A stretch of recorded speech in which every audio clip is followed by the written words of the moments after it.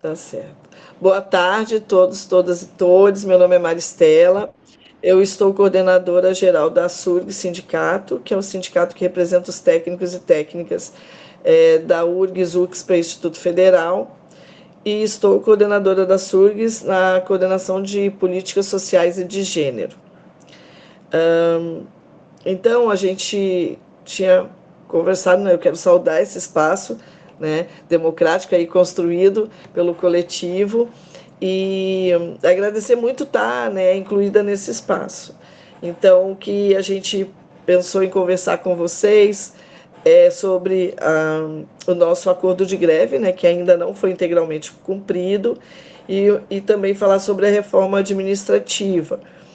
Mas se tiverem outros pontos que vocês quiserem discutir, é, tudo bem também, vão colocando no chat aí, como o Guilherme comentou anteriormente, que a gente vai conversando, né, e construindo aí o nosso entendimento e as reflexões, porque como eu acho que não existe uma fórmula pronta, né? E sempre o pensamento coletivo supera o pensamento individual. Então, é muito importante esses espaços democráticos sendo construídos para que o pensamento coletivo possa emergir, né? As respostas que a gente anseia, né? Então, falando um pouquinho sobre o cumprimento integral do nosso acordo de greve, né? Como vocês sabem, as pautas salariais, excetuando aí o RSC, que ainda não foi implementado, né? Mas a aceleração, o, o, a recomposição salarial de 9%, a aceleração, a recomposição salarial, o STEP, e reduzir o tempo, né, do interstício da progressão por mérito de 18 para 12 meses. Até agora, essas pautas foram cumpridas, né?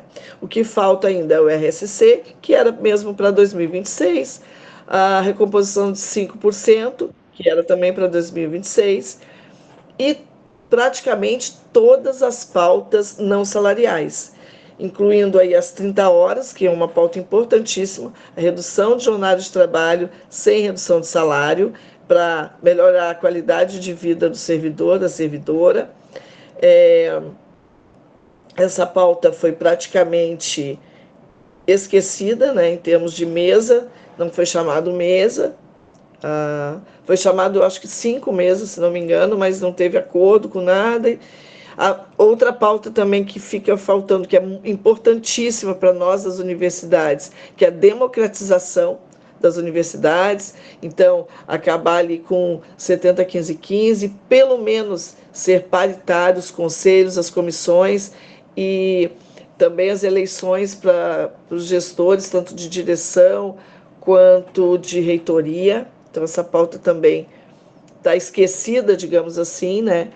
Apesar das nossas cobranças, da nossa cobrança muito forte, como faz Ubra, enviando, como que a gente cobra, né? Envia e-mail, envia ofício, tenta pautar em reunião, se organiza aí com o Sinasef, se organiza com o Andes, tenta pautar em reunião, e essas coisas assim vão ficando, como fica a cargo do governo, a gente pauta a reunião, mas não quer dizer que a gente vai ser atendido, né? Então, a gente está sendo bem escanteado isso.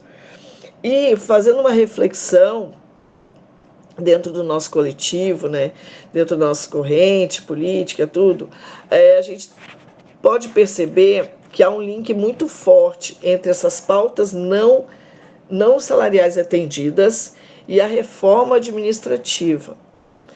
Não somente essa reforma administrativa que está sendo proposta com esse texto misterioso que a gente não sabe ainda do GT do Congresso Nacional.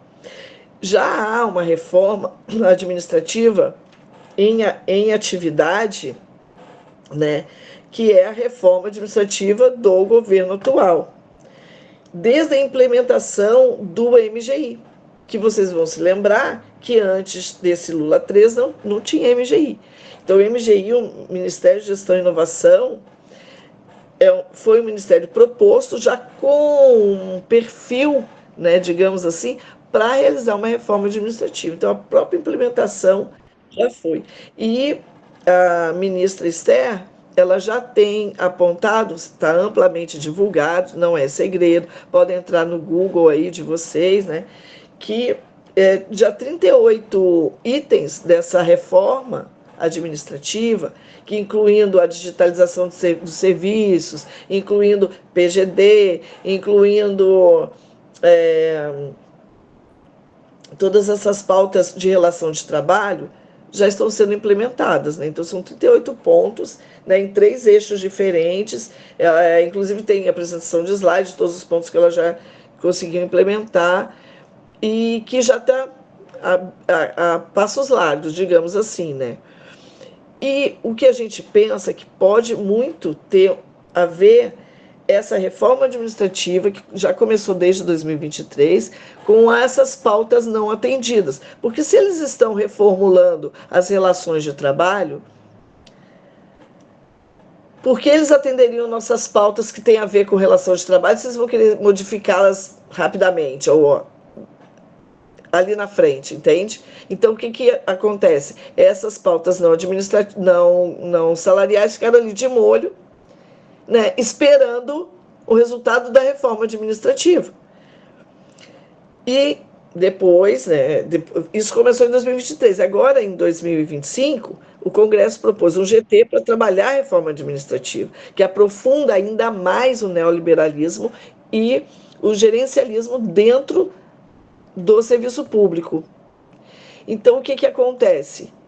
As pautas que a gente julgava bem lá no início da greve, que você se lembra que a primeira proposta foi 0% de recomposição salarial, depois foi 1%, vocês se lembram? 1% para dividir por todo mundo, todo o executivo, vocês lembram disso, né? Que a gente ria da proposta, entramos em greve por causa disso.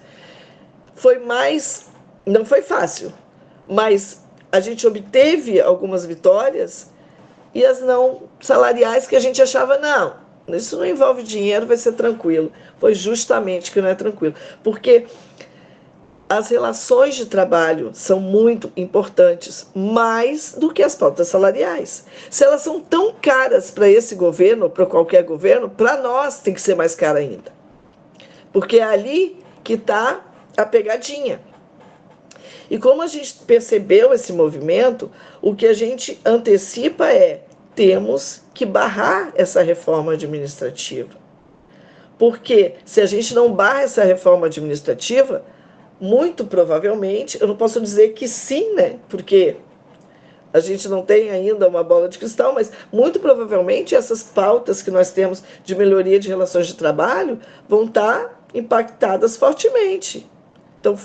Então o que acontece? Nesse momento que a gente pensa sobre isso, a gente tenta não mudar de eixo, a gente está pelo cumprimento integral do acordo de greve, mas agora a reforma administrativa tem precedido. Se a gente deixa passar a reforma, o acordo de greve ruiu. Se a gente barra a reforma administrativa, há possibilidade de a gente ainda ter conquistas no nosso acordo de greve, de democratização, de 30 horas e etc. Né? E tanto é que eles agora, porque esse texto novo da reforma, do GT lá, ainda sem transparência alguma, a gente não tem nem os membros, eu achei isso incrível, que nem os membros do GT têm o texto integral. Eu não sei como que eles trabalham desse jeito, né? É um jeito misterioso de trabalhar. Que eu imagino que deve ter subgrupos, e os subgrupos não conversam com um grande grupo, e ninguém mostra o texto para ninguém, todo mundo fica... Não, porque só pode ser, né, gente? Então, assim, o que acontece? Mudando esse eixo, então a nossa força, seja ela qual for, deve ser mobilizada contra a reforma administrativa, né? E quando a gente fala assim, tá difícil mobilizar trabalhador, tá difícil mobilizar o servidor, realmente não é simples conversar com os colegas e fazer o entendimento que nós estamos numa luta de classe. Não é fácil fazer o entendimento, às vezes até que somos trabalhadores, porque algumas pessoas não se reconhecem como trabalhadores. No imaginário de algumas pessoas, não todas, mas de algumas pessoas, essa classificação trabalhador está mais para as classes populares. E daí, quando a gente se sente classe média, às vezes a gente... eu não sou trabalhador, eu sou médico. Eu não sou trabalhador, eu sou dentista. Eu não sou trabalhador, eu sou servidor público. Não, gente, todo mundo é trabalhador. Quem não detém os meios de produção é trabalhador, trabalhadora, né? Então, primeiro isso, eu acho, porque o Brasil, né, ele tem uma desigualdade gigantesca, né, salarial. Então, às vezes, como o salário mínimo é muito baixo, uma pessoa que ganha 3 vezes isso, 4 vezes, 5 vezes isso, acha que está muito longe das classes populares. Na verdade, não está. Se tu perder teu emprego, se agora, por exemplo, a estabilidade for fragilizada, assim como está fragilizado a nossa contratação por concurso público, nós podemos perder nosso trabalho. Perdendo nosso trabalho, tu entra para a fila do desemprego novamente, né? Porque, segundo relatos que têm vazado e também relatos dos eixos que têm sido trabalhados nesse GT, um dos ataques mais profundos é a estabilidade do servidor, da servidora. Tem sido pensado estabilidade por tempo determinado, por exemplo, o que é temerário demais. Tu imagina, tu entra no serviço público e você tem estabilidade garantida por 10 anos e depois é garantido que tu vai para a rua. 10 anos depois de um acúmulo, de um conhecimento que tu tem do seu fazer. Você vai para a rua, aí entra outra pessoa. Imagina a perda, não só para nós trabalhadores e trabalhadoras, não só para nós servidores, mas para a população que vai ficar sem aquele acúmulo que tu já tinha. Então o serviço vai ser precarizado, sim. Rodízio de trabalhadores precariza todas as vezes. Tem que ensinar novamente, você demanda um tempo, né? E isso, quem perde é a pessoa que está lá na ponta que vai receber, né, o serviço público de péssima qualidade. Nós já vemos isso acontecer com a terceirização ampla. O que acontece? A gente vê nas nossas universidades os cargos A, B e C que estão vedados de concurso, né? Então, praticamente, todo terceirizado.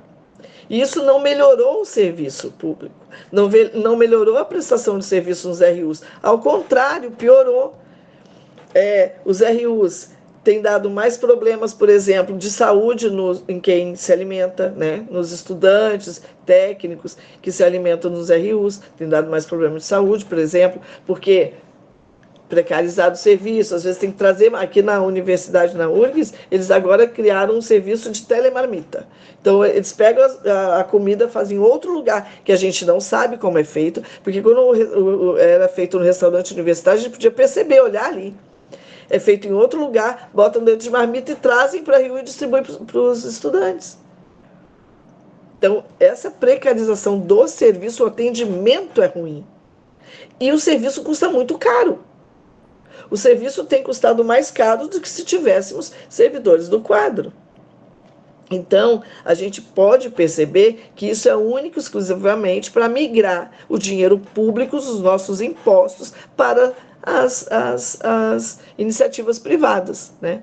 Então, a gente pode perceber que essas pessoas que estão lá trabalhando nesse GT, ou grande parte delas, não está preocupado com melhorar o acesso do serviço público, não está preocupado em melhorar a qualidade, em qualificar o servidor e a servidora. Então, é preocupado só em fazer essa migração pura e simples, né, do dinheiro dos impostos para a iniciativa privada.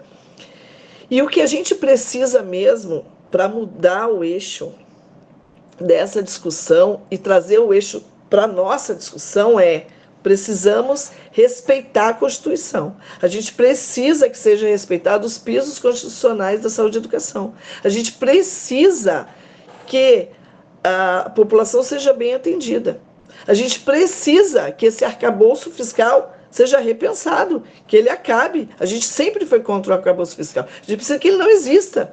para que tenha investimento dentro do serviço público, no servidor público, nas instituições, nos equipamentos. É isso que a gente precisa para fazer um bom trabalho. A gente precisa que muitos cargos que hoje estão vedados de concurso, eles retornem para nós, para que sejam pessoas do quadro comprometidas com o serviço público, para que o atendimento seja, como já foi um dia, muito melhor do que é hoje. Então, eu acho que essa discussão toda, né, a gente pode trazer para os nossos grupos, para os locais de trabalho também, e para concluir, né, para dar um espaço assim de conclusão e para ouvir vocês também, cada um de nós pode ser um, um multiplicador, alguém que influencia positivamente as discussões no seu local de trabalho, né? Isso é muito importante. Esse trabalho é dos mais importantes. Eu me atrevo a dizer que é tão importante quanto, até mais, do que das lideranças, do pessoal que mais aparece, entende? Porque esse trabalho dentro do local onde a gente se organiza, onde a gente trabalha, onde a gente está com o seu colega, com a sua colega, transmite credibilidade. Então a pessoa vai ter que. Não, o cara. O Guilherme é um cara interessado mesmo. O Carlos, ele fala umas coisas legais, né? Então, assim, fazer esse trabalho de expor essas reflexões, né, essas minhas e as de vocês também, dentro do local de trabalho, é muito importante. Eu estava, só para concluir, juro, acabei de falar com um colega que está aqui, né, que é o Ricardo. Ele falou que voltou a militar no movimento sindical e tal, e está fazendo parte da caravana. Eles estão aqui hoje em caravana. E ele falou: nossa, fazia anos que o SECOL, que é o local que ele trabalha, não fechava numa paralisação. E ele falou: e eles fecharam ontem e hoje, porque eu estou lá, eu estou na SURGS, estou fazendo o trabalho esse de conversar no seu setor, né? E eles concluíram: não, nós estamos na luta também, a gente não vai para a caravana, mas a gente vai fechar o setor. Então, assim, é bem importante. Às vezes a gente acha, mas se eu só falar aqui, são 2, 3 pessoas, até porque nossas universidades estão esvaziadas, né? Mas esse trabalho, gente, é o trabalho. Este é o trabalho, né? De conversar com as pessoas para que a gente possa realmente barrar essa reforma administrativa. Porque coordenação sozinha não barra nada. Não barra nada. Quem barra são o conjunto dos trabalhadores. É o pensamento coletivo. O coletivo de trabalhadores, trabalhadoras, de servidores e servidoras que vai conseguir realmente fazer com a mesma coisa que a gente fez com a PEC 32 e barrar essa reforma. É isso, concluo.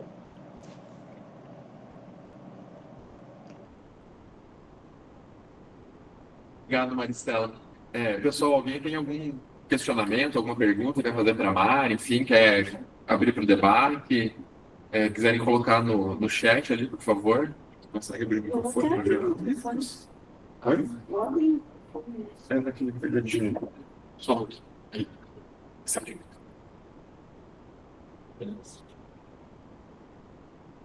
Enfim, ó, pessoal, os microfones estão liberados, né? Quem quiser eventualmente aí abrir seu microfone e fazer uma pergunta. Tem uma perguntinha no chat ali. Tem uma no chat, eu dei uma olhadinha. Ali, né? Tem uma pessoa que perguntou de onde vai vir o texto. Também estamos curiosos, viu? Porque também estamos curiosos. Porque aparentemente esse GT tão incompetente não conseguiu ainda realizar um texto assim com a mínima coerência para ser apresentado à sociedade, ao Congresso e toda a sociedade, porque vai influenciar, né, toda a sociedade. Então deveria vir do GT, né? Mas se não vier do GT, é bom. Aí não pode, de fora do GT não pode, né? Tem que vir do GT, eles vão ter que dar um jeito de escrever alguma coisa para ser apresentado. Ou então já vai mexer ali mesmo, né? Mas não se enganem, vai vir. Vai vir. Às vezes a gente pode, refletindo, fazer uma avaliação que eles também estão nos avaliando. Porque em cada discussão que a gente está, eles estão avaliando: isso aqui eu acho que não vai rolar, isso vai rolar, isso pode passar. Então, é importante também que nós estejamos discutindo, mobilizados. Nós estamos fazendo audiências públicas, pedindo audiências na Câmara de Vereadores, porque vai atingir municipário, pedindo audiência na Câmara de Deputados dos estados, porque vai atingir também os estatutários. Então, onde a gente pode fazer esse trabalho de discutir com a sociedade, de conversar, falar, olha, gente, seja o que for que venha desse GT, nenhum dos pontos vai contemplar. Então, assim, quando começou foi anunciado o GT, pelo nome dos camaradas, estava lá desde o Zé Trovão, enfim, eu pensava, refleti, desde os nomes do GT já tinha que ser rejeitado isso, desde os nomes dos caras, porque assim, ó, não tem condições dessas pessoas discutirem serviço público, elas não estão inteiradas com o assunto, não são a favor da população brasileira, não são a favor do serviço público, muito menos do servidor. Então, assim, pessoas que não pensam o serviço, nunca pensaram no serviço público, nunca tiveram proposta para isso, não tem condições de discutir, né?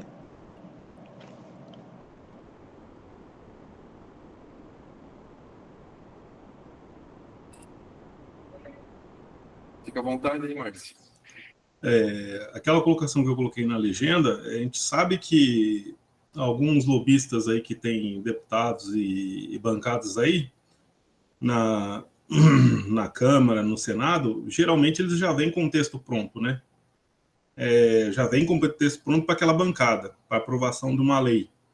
Será que isso também não pode acontecer com a reforma administrativa? Já terem pessoas interessadas ali em mexer em alguns pontos e esse texto chegar milagrosamente até o final de setembro ali já prontinho, sem ter, assim, digamos, como se o próprio Pedro Paulo tivesse elaborado ele do zero. Bom, Márcio, acho que possibilidade sempre tem de qualquer coisa, né? Mas aí teria um conflito muito grande, porque se foi montado um GT, as pessoas que estão no GT, nem todos, não é 100% de acordo com ele. Então, essas pessoas também são deputados. Então, eu acho que isso aí daria um problema maior ainda. Para nós seria super favorável se isso acontecesse, né? Porque daí entre eles mesmo não ia dar muito... não ia ser muito positivo, né? E quanto mais eles se degladiarem, para nós, mais tempo a gente ganha, né? Então é muito importante que a gente esteja atento e que atento a qualquer movimento, né, desse GT, porque ele já está sendo denunciado. Eu não me lembro, teve uma deputada, e a Alice Portugal também já denunciou que nem eles sabem que estão no GT integralmente o texto do documento, né? Então isso já é um dos problemas sérios que tem para eles, mas não esquecendo que já existe uma reforma administrativa deste governo desde 2023, que é uma coisa que veio a conta-gotas. A gente não está, às vezes, se dando conta porque a gente trabalha, porque a gente está na luta do cumprimento integral do acordo de greve, a gente está em outras lutas e a gente, às vezes, pode ser que deixe passar, mas a gente tem que olhar essa outra reforma que já está sendo implementada e tentar ver para onde ela está seguindo, entende? Porque se a gente juntar essa reforma, esses 38 pontos que já estão sendo implementados, já foram implementados, com mais a flexibilização do RJU, pode ter acontecimentos bem importantes e impactantes na nossa carreira. E também na carreira de todos e todas servidores e servidoras públicos, né? Então, também a gente tem que estar atento a isso.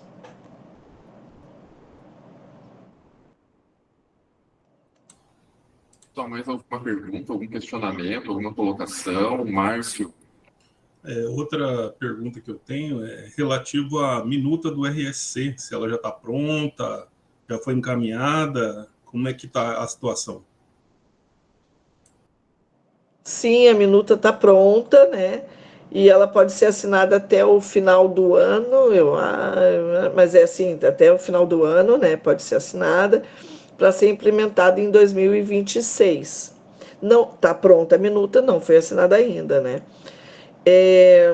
Não há sinalização negativa, mas dentro das reflexões que a gente faz no nosso coletivo, das reflexões que a gente faz aqui na Unidade para Lutar também, né? Pode ser que tenha a ver, esperar também a reforma administrativa. Eu acho que tudo está linkado com a reforma administrativa, porque se a reforma administrativa, um ou outro ponto passa, o RSC pode não fazer mais sentido, entende? Por exemplo, se passa que a estabilidade do servidor, da servidora, vai ser fixa em 10 anos, não faz sentido tu ter uma carreira, né?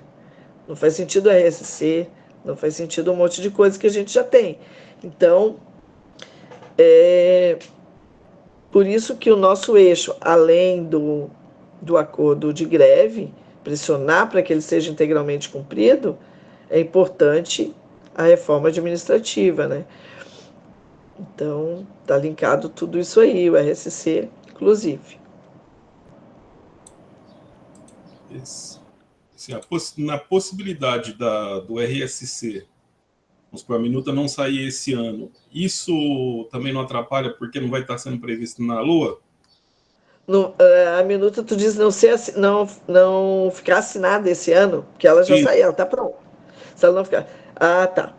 A LOA, sim, pode prejudicar, mas há maneiras de integrar outras coisas dentro da LOA, mesmo depois dela estar já pronta, digamos assim, né?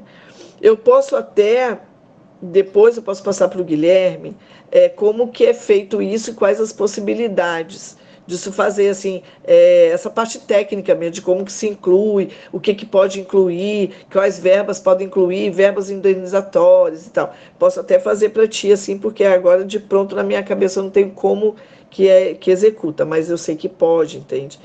Então, sim, é importante que tivesse já na LOA, muito importante, mas pode ser incluído depois também, né? Então é importante que assine para que tenha a possibilidade de incluir. Então, o que a gente quer mesmo é que assine até o final do ano. Márcio, né? Márcio, né? O Carlos fez uma inscrição. Tem o próximo aí agora fazer pergunta.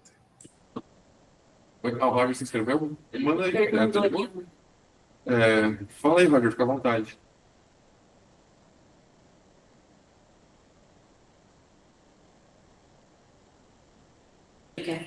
Não sei se o Roger quer falar, né, mas ele perguntou como é que está a mobilização dos sindicatos em Brasília. Ah, tá. Vou te falar assim, ó. Não está a contento. Não está boa. Não está. Porque nós temos, vocês sabem, né?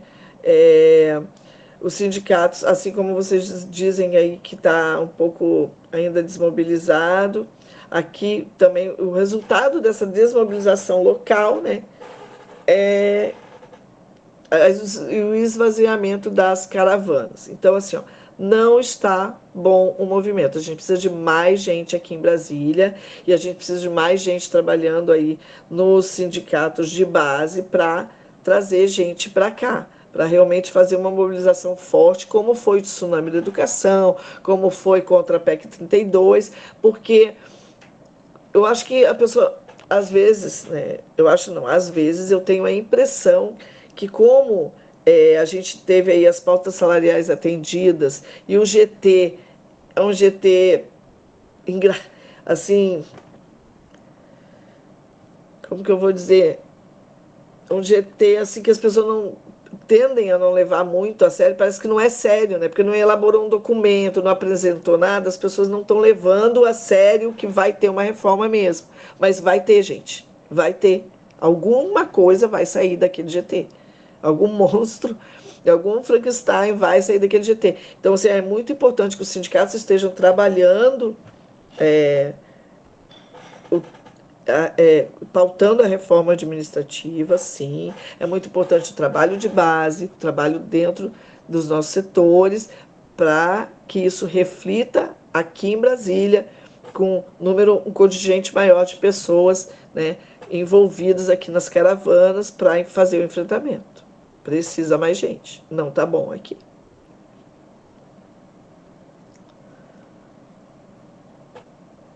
Sim, Roger. Precisamos sim de uma caravana urgente para Brasília, né? Mas aí a gente tem que cobrar o nosso sindicato aqui, né, galera? Eu acho que é bem importante a gente cobrar o pessoal, né? Porque não teve nenhuma assembleia, enfim, recente, né? Desde a última que queria fazer uma cobrança extraordinária da gente, não teve nenhuma outra assembleia. Mas é isso, galera, tem que começar a cobrar sim, né? Enfim, quem tá por aí, quem é de fora de Curitiba, né? Começa a mandar e-mail para o sindicato, começa a pedir assembleias híbridas, enfim, que a gente possa participar, né? Massificar nossa participação, né? E, enfim, é o que a Mari tem falado ali, né? Enquanto a gente não tiver mobilizado e coletivamente envolvido, a gente não vai conseguir barrar essas questões de reforma, enfim, né? E o nosso sindicato não tem colaborado nisso nesse momento, pelo menos na minha leitura, né? Enfim, se alguém discorda, tranquilo, mas ter uma assembleia que não sai de Curitiba já há muito tempo é temerário para um sindicato que está enfim, para uma base que está em, sei lá, 25 cidades ao longo do estado, né?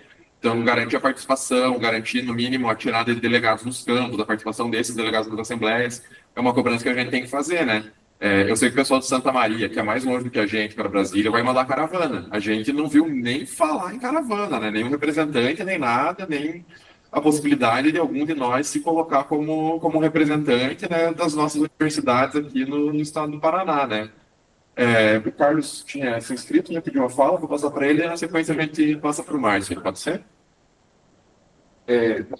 Mari, eu queria fazer uma pergunta que, assim, tem um ponto que parece que está no acordo de greve, que eu não sei exatamente em que pé está, que é o reposicionamento dos aposentados. E eu acho que faria sentido se a gente explicasse um pouco, enfim, que ponto é esse, do que se trata, do que nós estamos falando, afinal, né? E em que pé que está, qual o prognóstico disso. E eu pergunto sobretudo porque acho que é uma situação que está acontecendo nos demais câmbios também, que com as idas e vindas ali do governo Temer, teve uma galera que não conseguiu se aposentar numa expectativa que tinha ali, mais ou menos, e agora tem um contingente importante que está para se aposentar e que meio que está esperando o RSC para ver também o que dá, para ver se consegue se aposentar um pouco melhor. Mas, enfim, acho que o reposicionamento é uma coisa que interessaria assim, bastante para a gente saber. Obrigado. Tá, um prazer falar contigo, Carlos. Reposicionamento dos aposentados é aquele quando mudou, né? Nós tinha na carreira, era o PUCS e mudou para o PCC-TAI. E muitos aposentados e aposentadas, que hoje são aposentados e aposentadas, ficaram mal posicionados, né, na carreira. Cursos que não foram aceitos, enfim, ficaram mal posicionados. Isso tem sido uma luta histórica, né, da categoria, porque para posicionar melhor essas pessoas, esses trabalhadores. E foi negado, viu, Carlos? Já foi negado. Saiu, inclusive, uma nota técnica sobre isso, dando toda a justificativa e tal, e foi negado. Então, a luta continua, porque o não, como dizem, o não a gente já tem, e a gente vai lutar pelo sim sempre, pelos aposentados e aposentadas sempre. Então, o não a gente já tem de novo, né? Mas a luta continua, foi negado. Viu? Então, muito difícil. O que a gente também agora, com o novo acordo de greve, está tentando é o seguinte: tiveram pessoas que se aposentaram, por exemplo, no A2 e não no A4. Essas pessoas não foram para o 19. Essas pessoas do A2 foram para o 17. Como houve a aceleração para os ativos, o que a gente quer é que haja da mesma forma a aceleração para os aposentados. Então já é uma outra luta, né? Já desse acordo de greve novo, que não foi reconhecido os aposentados da mesma forma que os ativos.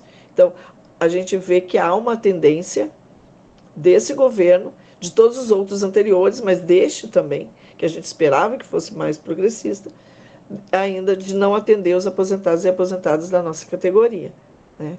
Então, além das 2 reformas previdenciárias que a gente sofreu aí no último período, ainda tem estes dos acordos de greve que não foram cumpridos e a gente não enxerga uma disposição do governo cumprir, o que não quer dizer que a gente não vai lutar, né? Quer dizer que eles não estão dispostos a cumprir, quer dizer que a gente vai continuar pautando.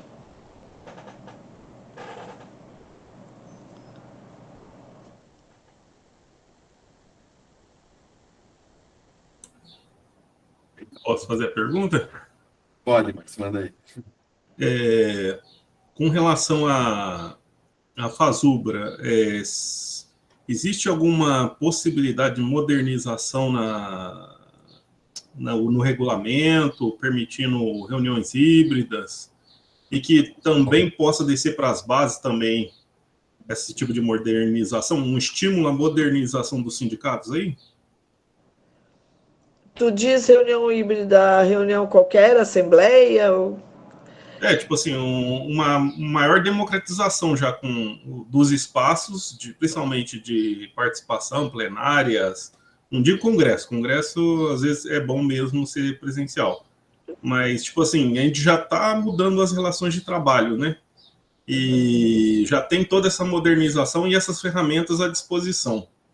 Por que não utilizá-las, né? A gente já tem meios até de votação confiáveis aí, eletrônicos, então não vejo por que não modernizar. Existe alguma proposta da Fazubra para isso? A Fazubra já faz plenárias virtuais, né? Inclusive, às vezes uma é presencial e outra virtual. Então, o que precisa é tirada de delegados. Vocês precisam do sindicato aí, né? Mais uma vez, aí, eu não, sem querer interferir, né? Mas já interferi. O que precisa é que o sindicato faça uma assembleia que tire delegados para as plenárias que podem ser híbridas ou presenciais. Existem já as plenárias híbridas. Nós tivemos uma em junho, eu acho, julho. Em julho foi virtual, totalmente virtual. Em agosto foi presencial. Então, setembro, não sei o que foi tirado, mas pode ser que seja virtual, outubro, entendeu? Até para a economia dos sindicatos, né? Mas segue o mesmo rito. Tem que fazer uma assembleia, tirar delegados, aí ver o número de delegados que pode ser tirado daquela assembleia. Esses delegados são enviados o nome por e-mail para a Fazubra e somente esses delegados recebem o link, né? Aí eles entram no link com o nomezinho deles lá, eles entram no link e participam da plenária como fosse presencial, né? E tem as enquetes de votação, tudo ali dentro da plenária. Então já tem isso. Então, a Fazubra então, o que precisa é que precisa que o sindicato faça uma assembleia para seguir o rito, né, com aqueles dias de antecedência certinho, e tire os delegados e envie o nome para a Fazubra. Mas seria possível também a Fazubra fazer essa recomendação para sindicatos que ainda estejam naquele modelo antigo, ainda de reuniões locais, só reuniões locais, com estatutos ainda ultrapassados? A Fazubra não interfere diretamente, né, dentro dos sindicatos, né? Pode aconselhar, pode fazer, mas não interfere diretamente. Os sindicatos devem se organizar, né, como ficar melhor. Agora, mas poderia ser feita uma recomendação, então, pelo menos.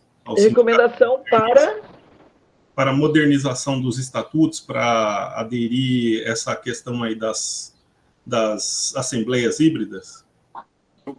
Bom, isso aí eu acho que é a discussão interna de vocês, viu, Márcio? Estou para te falar que é uma decisão interna de vocês, de como se organiza. Porque para alguns pode ser bom, para outros não. Então, assim, a base de vocês tem que se organizar, a base de vocês tem que conversar com o sindicato, e o sindicato, então, ouvir vocês e fazer o que é melhor, né, coletivamente. É uma decisão de vocês, coletiva. Eu posso fazer uma porta, por favor? Enfim, sobre essa situação que o Márcio colocou, né? o que o estatuto fala é que as assembleias precisam acontecer, mas o nosso estatuto do Sinditeste, ele não define um modelo. Não diz que ela tem que ser presencial, não diz que ela tem que ser híbrida. Ele só diz que a assembleia precisa existir, ela precisa acontecer. As decisões precisam passar por assembleia, ser aprovadas em assembleia para poderem ser validadas, executadas, enfim, né? Na leitura que eu faço, pelo menos, né, a atual coordenação do Sinditeste tem uma má vontade extrema em usar formatos híbridos. A gente usou isso durante o período de greve, funcionou super bem, foi sensacional, o estado inteiro conseguia participar, mas hoje o pessoal que está na coordenação, a alegação que eles fazem é que o estatuto proíbe. O estatuto não diz nem que sim, nem que não. É um termo não abordado, né? Então, o problema não é o nosso estatuto, né? Não é que o estatuto não esteja modernizado. O estatuto está ok, ele está ali, ele exige uma assembleia, mas aí é a vontade política de quem está à frente do nosso sindicato hoje, enfim, né, de ceder o controle, enfim, né. Como vocês têm acompanhado, as assembleias têm acontecido de forma quase secreta, né, com uma divulgação pífia, em locais que não são dos mais acessíveis, né, lá dentro do hospital de clínicas, enfim, justificam que o horário de saída do plantão justifica a Assembleia começar às 7 horas da manhã, enfim, às vezes tem acontecido, né? Mas, enfim, a Assembleia está com uma divulgação pífia, a gente tem uma dificuldade em participar, os nossos delegados não, enfim, nem os delegados eles têm trazido para as Assembleias, né? Então a nossa voz não consegue chegar. Então, a partir disso, né, são 3 pontos aqui, né, que eu quero abordar, né? Esse é o primeiro do estatuto, né, que, cara, não é o estatuto que proíbe, é uma má vontade. Então, por isso, a gente precisa começar a ter muita cobrança, começar a enviar e-mail, começar a conversar com essa galera, cobrar isso, sei lá, em rede social, nesses grupos de WhatsApp que eles gostam de colocar informação, quem está no grupo de delegados do Sinditeste começar a cobrar a assembleia híbrida ou a participação dos delegados de fora do município de Curitiba. Eu acho que isso é uma tarefa que a gente precisa cumprir, né? Enfim, sindicalizado ou não sindicalizado, acho que todo mundo tem o direito de estar nas assembleias, a gente precisa fazer essa cobrança.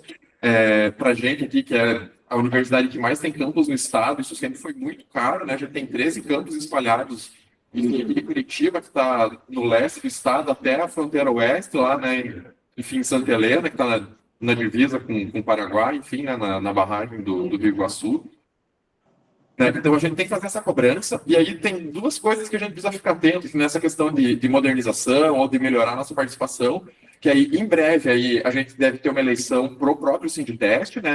O 3º ano do mandato está chegando ao fim. Se eu não me engano, vai encerrar o mandato em junho do ano que vem. Então, até o final do ano, ou começo do ano que vem, deve ter uma mobilização de eleição. Então, pessoal, é bom estar bastante atento, pelo menos para cobrar quem estiver se candidatando. Pessoal, muito provavelmente a atual gestão vai se candidatar a uma reeleição. Tem que cobrar esse pessoal, cobrar esses pontos de participação, né? Eles ficam usando isso como uma desculpa para tentar fazer uma assembleia para mudança estatutária, mas, galera, eu tenho medo dessa galera mudar o estatuto, porque, né, se eles fazem isso com uma assembleia, imagina que eles vão fazer com o estatuto, né, vão garantir para eles plenos poderes enfim, para fazer como bem entenderem. Mas, enfim, em breve a gente tem uma eleição do sindicato, galera, então é muito importante ficar atento para isso, né, ver quem que vai estar à disposição aí, quem que vai estar a fim de disputar, quem que vão ser nossas representações, e enfim, sabe, tipo, eu penso assim, que se o pior ocorrer e não tiver ninguém para disputar, no mínimo quem está afiliado ir lá na urna e votar em branco, sabe, votar nulo, porque, enfim... eu particularmente não estou satisfeito com a atual gestão do sindicato, aí não sei como é que está para vocês, mas a gente tem visto muita conversa do pessoal falando em desfiliar, enfim, que não está satisfeito, né? Mas tem que ficar bastante atento, né? Eu entendo que o sindicato é uma ferramenta de luta e a gente precisa fortalecer isso e, enfim, talvez seja aí, a partir do nosso voto, na próxima eleição, escolher uma gestão mais combativa, né? E por último, aqui, né, nessa linha, no começo do ano que vem, se eu não me engano, no começo do ano que vem, mas em breve a gente vai ter um congresso da FASUBRA, né, que é onde a gente vai votar para a coordenação da FASUBRA. E é aquela coisa, né, tipo, hoje a gente tem uma direção, uma coordenação da FASUBRA que na sua maioria é bastante governista, então a gente tem dificuldade em criar atrito com o governo federal, que no fim das contas é o nosso patrão nessa história, né. Então, sabe, pessoal, é isso, tudo que a gente lembra da greve, a experiência que a gente teve, tipo, pô, foi satisfatório, não foi satisfatório, se deixar o sindicato na forma como ele está, ele não vai mandar representação aqui do estado do Paraná para o Congresso da FASUBRA. A gente não vai conseguir votar em representantes que a gente considera interessantes. E aí a gente vai ter que encarar uma coordenação da FASUBRA que a gente nem teve opção de dizer se gosta ou se não gosta. Pessoal, esse é outro ponto que eu acho que é bem importante a gente estar cobrando. Por isso, cobrar as assembleias híbridas, enfim, cobrar a participação, cobrar a ida de delegados para as plenárias, enfim, porque é um espaço que a gente precisa conhecer. A FASUBRA é uma dinâmica que se organiza por forças, enfim. A coordenação da FASUBRA não é uma coordenação unificada, uma chapa única que é eleita, ela é proveniente hoje de, se não me engano, 5 ou 6 chapas ali que se inscreveram, que concorreram.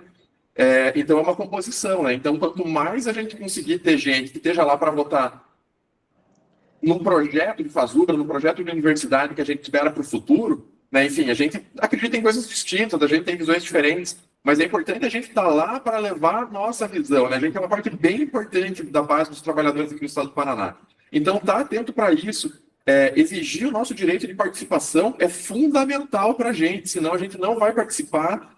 A gente vai ter um monte de representante eleito que, efetivamente, a gente não teve nem a chance de escolher, nem de ouvir, nem de conhecer. Então, eu acho que esse é um ponto que é super importante a gente tá atento e começar a cobrar o nosso sindicato, né? Se a gente não está cobrando, parece que está tudo bem, né? Enfim, começar a fazer um movimento, começar a fazer um barulho, principalmente o pessoal que está no interior, que está mais longe, que não tem tido a chance de ir para a Assembleia, de participar, enfim, né? E mesmo quando a gente daqui consegue ir, tem 2, 3 pessoas que são fora do grupo que a coordenação do sindicato hoje tem mantido lá, né?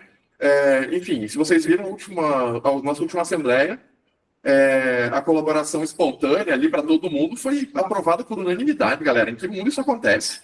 Sabe? Então, tipo, a gente tem que conseguir se posicionar mais, né? Eu tenho entrado no site do sindicato todo dia para ver se eles colocam notícia da assembleia lá para dar tempo de avisar as pessoas para eles tentar cobrar. Mas é isso, pessoal, a gente tem que ficar atento para essas coisas, cobrar mais nosso sindicato, ficar atento com a nossa eleição e ficar atento com o Congresso da FASUBRA, porque são, assim, os elementos que vão estar trabalhando com a nossa política, que vão estar, a princípio, organizando a nossa mobilização. Se a gente não tiver alerta, se a gente não tiver em cima, isso vai passar sem a gente ter nem a chance de dar a nossa opinião, né? De ajudar a escolher nossos representantes, né? Enfim, a democracia da universidade, a democracia dos trabalhadores fica fragilizada nesse momento, né, galera? Então, acho que é bem importante a gente estar atento nisso.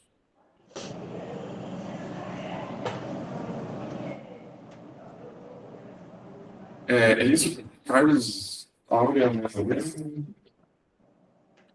Eu queria falar uma coisa. Áurea. Aqui na tela.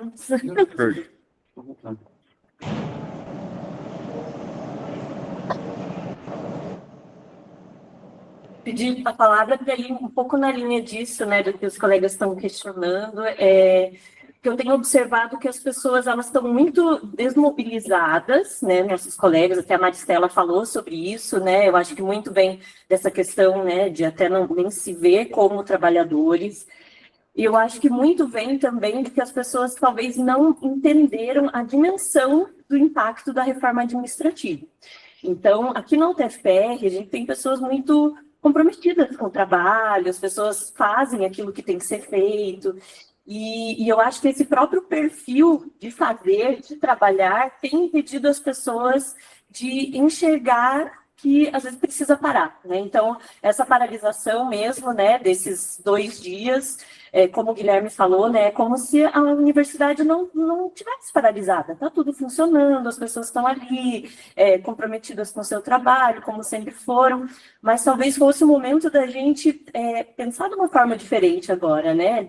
Não vamos deixar de ser dedicados ao nosso trabalho, né? E é um perfil da UTFPR de pessoas comprometidas, mas eu acho que muito é das pessoas talvez não terem compreendido que talvez nem tenha trabalho amanhã, né? Nem tenha o TFPR, não tenha serviço público, não tenha mais nada disso que hoje a gente se agarra tão firmemente, né? De que eu preciso estar lá, eu preciso fazer, eu preciso contribuir, e talvez tudo isso não seja tirado em pouco tempo, né?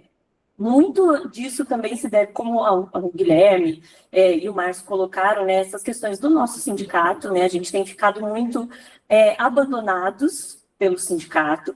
A nossa greve aqui no Paraná ela foi muito forte, apesar do sindicato, né, da direção sindical, e com o fim da greve, essa força, né, de mobilização ela não foi aproveitada. Então, tudo isso se dissipou e todo mundo voltou para suas mesas de trabalho, para suas realizações e para todo esse dia a dia. O que eu queria aproveitar da Maristela, né, perguntar para você, Maristela, é que diante disso tudo, eu vejo que as pessoas elas estão muito assim, alguém tem que fazer alguma coisa, ninguém está fazendo nada, mas nós somos essas pessoas, né? Então, esse alguém fazer alguma coisa, somos todos nós, né? Então, às vezes as pessoas elas estão insatisfeitas, essa reforma é só aguardar e ver o que vai vir, né? Então, eu queria que você pudesse contar mais para a gente, principalmente para as pessoas que não conhecem muito como funcionam essas questões de negociação aí em Brasília, né? Então, o quanto como são esses espaços de decisão, de negociação, não só a questão da reforma administrativa, como você bem falou, né? Não é só essa que está lá no Congresso e que a gente está esperando para ver o que texto que vai ser esse e combater o que vier. O próprio governo, ele também já tem ali uma reforma administrativa engatilhada. Como que se dá essa luta, né, diária, né? Então, às vezes, para o trabalhador que está aqui na ponta, ele não enxerga, ninguém está fazendo nada, agora é só sentar e esperar a bomba vir e aceitar que não tem muito o que ser feito. Então, se você puder contar para a gente, Maristela, nesse cenário, né, de desmobilização, do trabalhador que não conhece muito bem, né, as suas ferramentas de luta, e como que isso impacta aí, né, nessas negociações, nessas lutas que são travadas diretamente aí em Brasília. Tá. É muito bom isso que tu falou, acho que nossos pensamentos são bem parecidos. Realmente, né, a gente não pode terceirizar a luta é nossa vez de lutar. O pessoal das classes A, B, C, D e E, de décadas atrás, que conquistaram lá o PCCetá em 2005, foi a vez deles lutarem, e agora estão aposentados e aposentadas. Agora é a nossa vez, né? A gente vai olhar para lá, tá, e agora quem é? Agora é nós. Nós é que temos que fazer a luta, nós é que temos que conversar com nossos colegas de setor, nós que temos que enfrentar as direções das reitorias para a gente conseguir fazer a luta, paralisar, fazer greve e etc. Como eles faziam no passado, agora é a nossa vez, né? Então, não sobrou nós. E por eles sobrou nós, porque conquistaram aí os concursos em 88 lá na Constituição, eles conquistaram a nossa carreira, lá em 2005, eles conquistaram nosso processo de avaliação 360 graus, né, que eu quero dizer que é um processo de avaliação que nós conseguimos avaliar nossa chefia, quando vários processos de avaliação é só da chefia para o subordinado. Nosso processo de avaliação também inclui a gente avaliar nossa própria chefia, a equipe se autoavaliar, a equipe avaliar os colegas. Então, são coisas que foram garantidas pelos aposentados e aposentadas de hoje. E agora é a nossa vez, exatamente como tu falou. Não tem como terceirizar, é nós. E como a gente trabalha aqui, assim, às vezes a gente fica pensando mesmo, né? Poxa vida, os caras ficam lá 12 dias de plantão, o que eles fazem? Bastante coisa. E mesmo quando a gente está... hoje a gente está bastante voltado para as coisas ordinárias do dia a dia, né? As coisas que chegam, os e-mails, os encontros que a gente faz de LGBTQIA+, o encontro de mulheres trabalhadoras, o encontro de raça e etnia, o encontro agora que nós vamos fazer de políticas sociais e de gênero contra o assédio moral e sexual e em defesa da saúde mental do servidor, da servidora. Então, a gente planeja todas essas políticas para serem implementadas, né, nos sindicatos de base, e por si só já dá bastante coisa para pensar, bastante coisa boa para pensar, né? E também tem os ataques a conta-gotas. Por exemplo, vou dar um exemplo de uma pequena vitória que a gente obteve, mas que esperamos que seja um grande resultado. Tinha sido proposto tirar os aposentados e aposentadas não é do RJ1, não, do PSS, né, e botar no INSS, na vala comum do INSS. E a gente conseguiu que isso não acontecesse. Então, foi uma luta, que a gente vai lá, conversa com os deputados, conversa com os assessores, às vezes nem com os deputados, né? Com os assessores, etc. Então, é uma coisa que a gente conseguiu que não acontecesse, né? Um exemplo. E assim vão outros exemplos de às vezes, ataques que a gente tem que estar atento ao servidor, à servidora da nossa categoria, que a gente vai trabalhando no dia a dia nas coisas ordinárias, né? Essas coisas todas, onde que a gente publiciza? Tem publicizado no ID, que vai direto para os sindicatos, então todo sindicato recebe toda semana o ID, que é o que o plantão, é um resumo do que o plantão que está aqui na Fazubra, né, realizou durante aquelas 2 semanas, e também o cronograma das atividades que foram surgidas daquele trabalho, né? E também a gente tem o resumão do plantão, tá, gente? É uma coisa meio grande, assim, mas é um vídeo, né, que a gente grava e que a gente envia também, tá nas redes sociais, né? Instagram, da Fazubra, tudo, de livre acesso aí a todos e todas e todes, né? Que a gente resume ali o que foi feito naquele plantão e também o cronograma, reforça o cronograma das próximas atividades e lutas que a gente vai fazer. Então, isso tudo é publicizado nas redes sociais e também vai o ID para cada sindicato.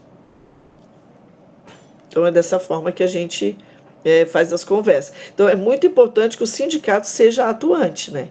Porque se o sindicato, não sei, né? ele não deveria guardar para si as informações, deveria publicizar, né? Porque a relação da Fazubra é com os sindicatos de base. Então, a gente manda para o sindicato, aí o sindicato cria uma forma de publicizar isso para toda a sua base. É assim.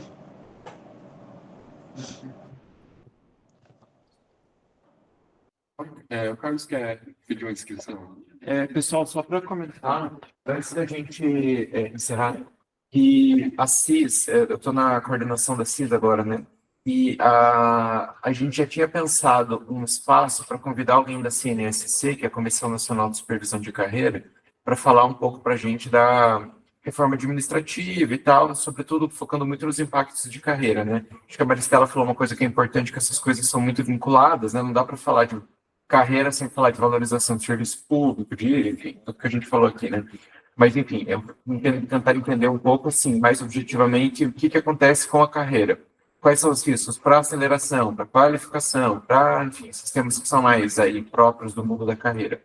Então, a gente estava esperando o retorno da Vânia, que era uma colega que foi sugerida pela Silmara para fazer essa fala conosco, e isso vai acontecer na segunda-feira, às 14h. Então, com esse retorno positivo dela, a gente vai divulgar nos grupos, mas só para vocês estarem sabendo que na segunda-feira, às 14h, vocês vão ter um momento também em relação a isso. Acho que sempre soma, né? Embora eu tenha adorado aqui o espaço com a Maristela e agradeço, sei que falo em nome de todo mundo. Mas, enfim, é sempre bom, um espaço a mais e tal. A gente sempre se soma para isso. Valeu. Beleza. Enfim, se alguém tiver mais alguma questão, levanta a mão rapidinho, né? Mas vamos concluindo já, né? Enfim, eu acho que vou falar por todo mundo aqui, mas agradecer de novo a Maristela por ter dedicado esse tempo para a gente, por estar com a gente aqui, né, conversando e trazendo uma informação um pouco mais direto da fonte aí, né, da coordenação da Fazubra, enfim, mas por trazer esse relato para a gente, por trazer as informações. Agradeço muito. Agradeço todo mundo que veio presencialmente. Aqui a gente ainda tem uns pãozinhos de queijo para comer. Eu fico super feliz de ver os colegas de trabalho, enfim, né? É sempre bom. Enfim, agradeço todo mundo que participou, né? Praticamente todo mundo que entrou participou durante a fala toda. Fico bem contente com isso, assim. Gosto de ver a gente mobilizado aí, quero ver a gente um pouco mais mobilizado. E é isso, Mari, agradeço. Enfim, você quer fazer uma despedida, enfim, por favor? Quero sim, eu é que agradeço, sabe, esse importante espaço que foi aberto aí, para que a gente possa pensar as coisas da nossa carreira, né, e também as lutas que a gente tem que enfrentar como servidor público comprometido com o serviço público, né. Então, isso é muito importante, a mobilização de vocês já é bastante significativo, né? E para nós, trabalhadores e trabalhadoras, só resta mesmo a luta, gente. E a gente não vai conquistar, não vamos ter vitórias sem luta, né? Então, os outros colegas que ainda não conseguem, não estão incluídos nesse espaço, é a gente chamar o pessoal, incluir, tentar organizar, né, para que vocês estejam conosco aqui nas próximas paralisações, e como estiveram conosco na greve aí, o Carlos, o Guilherme, né, estiveram conosco aqui. Então, assim, ó, para nós restou a luta mesmo, e a luta não permite atalhos, a luta é realmente ter espaços democráticos de conversa, de reflexão, de formação, e muito importante, um olhar coletivo para as respostas, né? Desculpa, olhar coletivo para as perguntas, para que coletivamente a gente obtenha as respostas, porque nenhuma coordenação vai fazer alguma coisa sozinho, nem de sindicato, nem de FASUBRA, nem de lugar nenhum. O que faz é o trabalho coletivo, né? E aquela organização é uma ferramenta, como muito bem disse aí o Guilherme, é uma ferramenta de luta que a gente tem. Mas quem faz a luta mesmo é cada um e cada uma no seu dia a dia, né? Então, gostaria mais uma vez de agradecer aí a vocês pela satisfação enorme que eu tive aqui em estar com vocês, incluída aí nesse espaço coletivo de vocês. Muito obrigada. Obrigado, a gente que agradece de novo. Pessoal, obrigado a todo mundo que participou aí. Enfim, a gente vai se encontrando aí nas nossas lutas aí, vamos se manter em contato, vamos se manter organizado e, enfim, né, vamos melhorar a nossa situação aí para frente, né. Valeu, pessoal, obrigado para todo mundo e a gente se... Beijo. Tchau, Mário. Tchau, beijo.